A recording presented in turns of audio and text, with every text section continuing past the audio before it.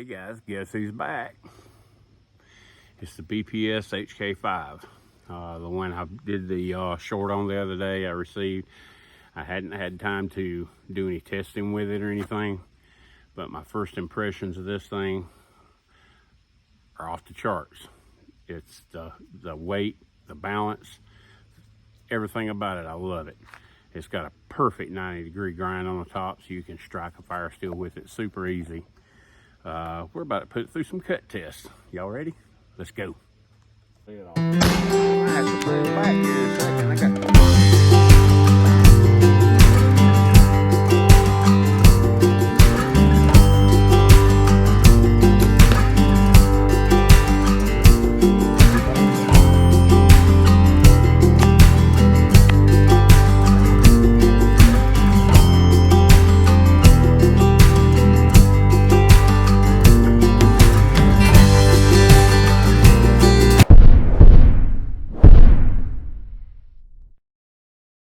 I decided to start off with this. This is one of the remnants, about a 4-foot remnant that I cut off when I was doing the saw video the other day. And this stuff's still green. I wanted to use this first because you know how sometimes the green will get kind of gummy and it's hard to whittle down good. So I'm gonna start with that, see how it does. We'll go forward. I got some good dry oak over there. You saw that in that saw video too. So we're gonna give this thing a workout. Yeah, the BPS knives are made. Boy, I took a big hunt with that one. Good Lord. They're made in Ukraine, and there are some people online who are saying they're actually made in China and shipped to Ukraine, or made in China and shipped through Ukraine. And man, this thing's going through this thing butter. And this is apple too, by the way. So that's incorrect. They are actually made in Ukraine, and from what I can see so far, these are my first initial cuts. From what I can see so far, I really like it. I took a big hunk that time too.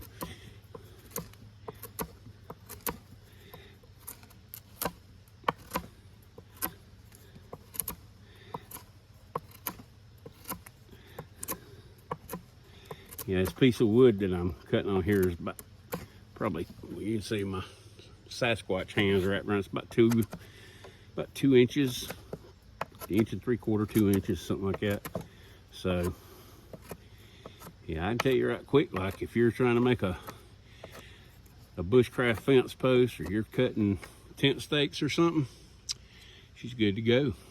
Now let's cut a notch or two and see how it does if you were making tent stakes or any kind of stakes to tie off to. Make this initial notch using the apple wood.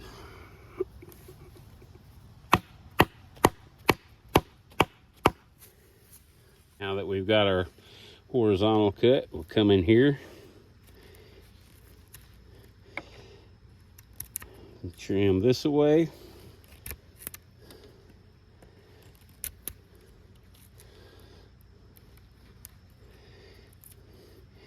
I will say one thing, folks. You buy one of these knives, be crazy careful with it, because it is freaking sharp. Look how thin that is. Like a piece of paper.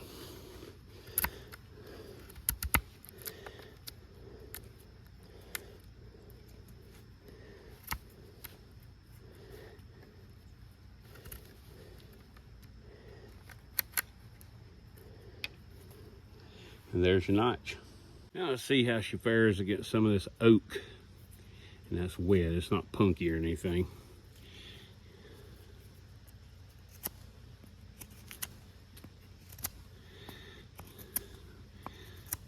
Now, I'll tell you folks, this is some hard wood.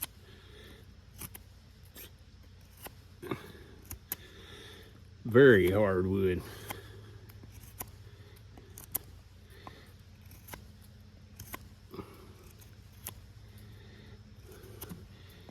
Yeah, let's just say this is not the knife you want to buy your 12-year-old for camping out, unless you have a super responsible 12-year-old. Yep, she'll carve, she'll cut. If we can process up some firewood, what y'all think?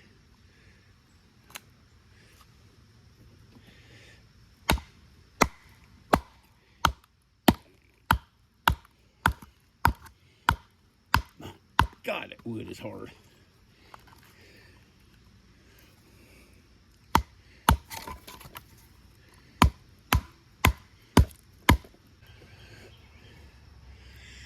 Folks, when you're batoning wood, try to find something besides oak. That's all I got to say.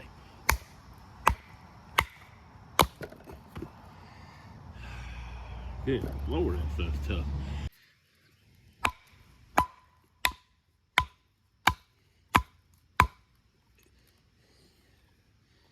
Man, that dang wood is hard.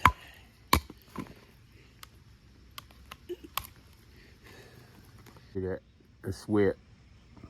I know one thing, all those people on YouTube that baton wood, they're not batoning 4 or 5-year-old red oak.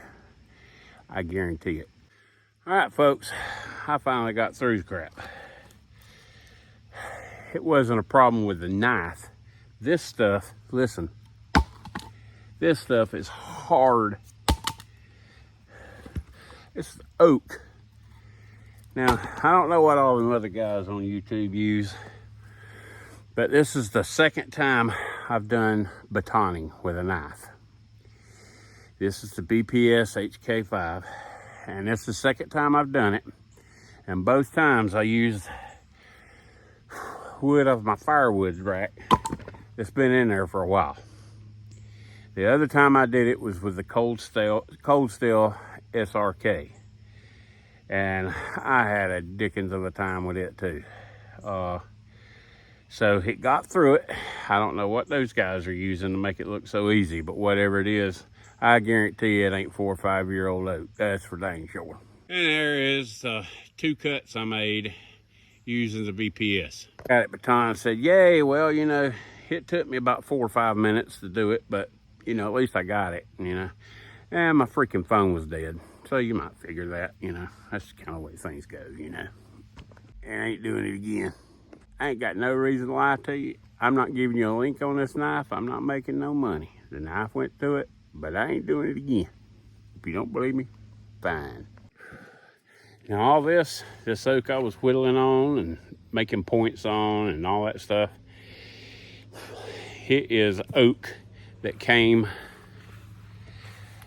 out of that monster about 3 or 4 months ago. So it's on the ground. There's a bunch of limbs over there, and they're all dry. None of them are punky. So all the cuts were good. I'll be honest, I've always been suspect to all these people doing all these videos and all. And I went through my firewood stack over there, and I started to just grab 4 or 5 pieces of poplar or something I wouldn't have to work my ass off on. I got a little bit of pine over there. Let's try some like really hard oak. And I knew that was going to be kind of a ridiculous test. And you might ask me, Mike, why did you subject that knife to such a test, beating and if my battery hadn't died on my phone, I'd show you. But anyway, you just have to believe me. But I beat the ever-loving snot out of that knife to baton that wood. And I got 2 pieces of wood batoned 2 ways. So it made the cuts. So now, if this knife is still any good, if it's got a decent edge on it at all, we'll find out. It's the moment of truth. Y'all ready? Remember how well this thing was cutting in the short the other day? Like,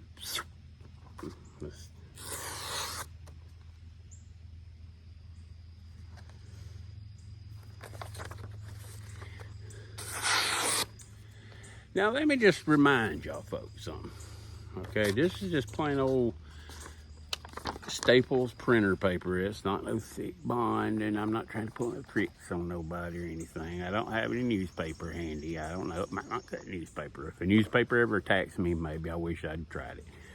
But y'all seen before my battery died, I was stomping the pee out of this knife. I mean, I was laying it to it, son. I beat the ever-loving snot out of it. And now,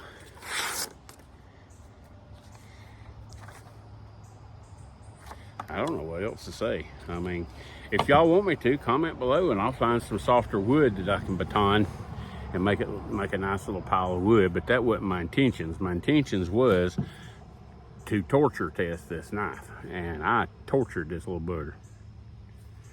One more thing. I don't have a big 2 or 3 foot round laying around anywhere. I get my wood busted up so it can get aged. And but I do have a nice pretty little piece of oak right here, because I know somebody's gonna ask me, hey Mike, why didn't you tip test that knife? We gonna tip test it too.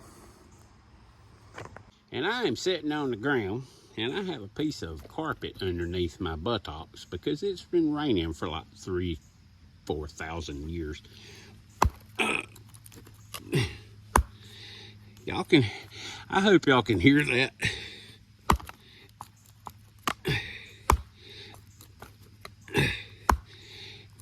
If you can hear that on this video, I'm moving my hand every time I stab it. Trust me, I ain't stupid.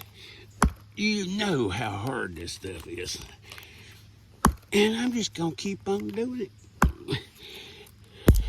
Oh, look at her. I told you it was hard. I break the tip. I went above and beyond on this test. So y'all look at all the YouTube videos you see out there. And all the YouTube videos on the BPS, how they tip test them and it don't break.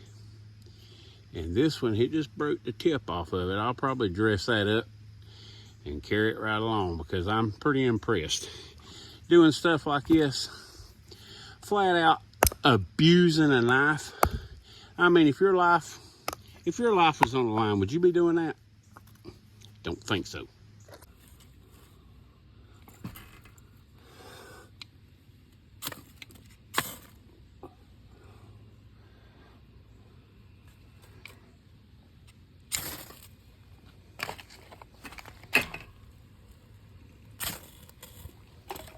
Can't forget about being able to start a fire. That's pretty important. The deer just blew at me down there somewhere. Hey, deer. All right. After all the tip tests and all the testing I've seen done on the BPS on YouTube, you saw my test. This is hard oak, and I chipped the tip. That's it. I'm not lying to you. The tip be chipped. All right. I tortured this knife, and I did that on purpose because I ain't gonna lie to you. I don't have any links to this knife, nothing to gain by lying to you. I did pay $33 for this knife. Well, technically, my subscribers made the money because I bought this knife with the money I made on YouTube this month, my first month. Wow! And somebody suggested it, so I did it. So there she is. I've already made a plan for this knife. It's still sharp as a razor. I shade more. You see me cutting the paper with it. And the tip test thing is something I would never do anyway. If your life is on the line and your most valuable tool that you've got, are you going to repeatedly stab a bunch of super hard freaking oak with it? I don't think so. If you do, your chances of survival are pretty slim. So what did we learn in this test? Besides, if an oak tree is trying to attack you and it's been dead for 5 years, try not to stab it and twist your blade. You know, we learned that this is a dang good knife. Oh, but Mike, the tip broke off. Folks, if you were right here, right now, I know you watch these hunky guys sit around this daggum round and stick it in there and twist it back and forth. And I stuck this in hard oak and tried to break it, and it broke. If your life is on the line, you're not going to be trying to break one of your most valuable tools to stay alive. Come Monday morning, this knife will look like it's brand new again, because remember, I work in the machining world.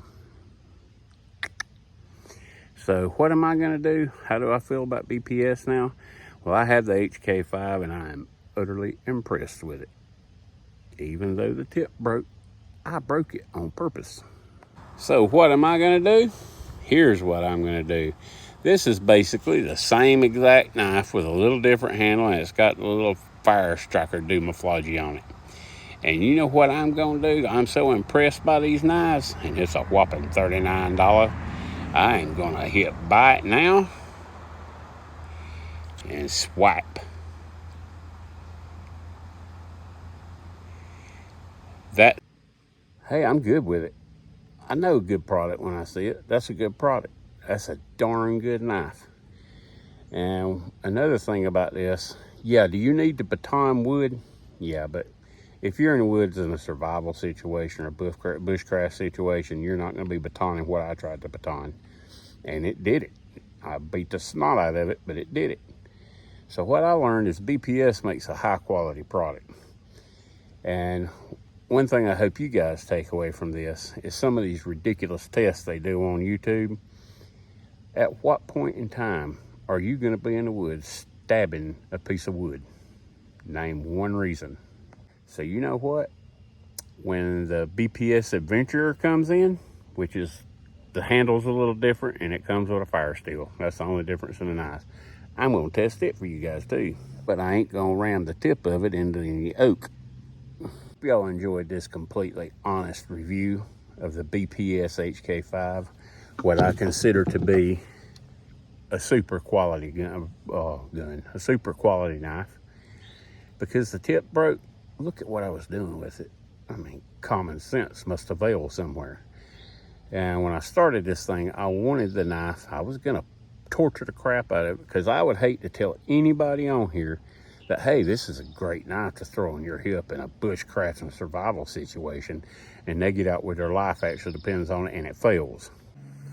And that's just how I feel about it. Ooh, a car. Oh, another motorcycle. We don't get to see a whole lot of traffic. It's kind of entertaining. Thing about living in the boondocks. Y'all leave a comment below. If you're not subscribed, subscribe. You'll get some more of these honest reviews. And I do appreciate every one of y'all watches. If you don't agree with what I'm saying, tell me what I agree. We ain't gonna argue. You can have an opinion. Don't make me writing you wrong or you write me wrong.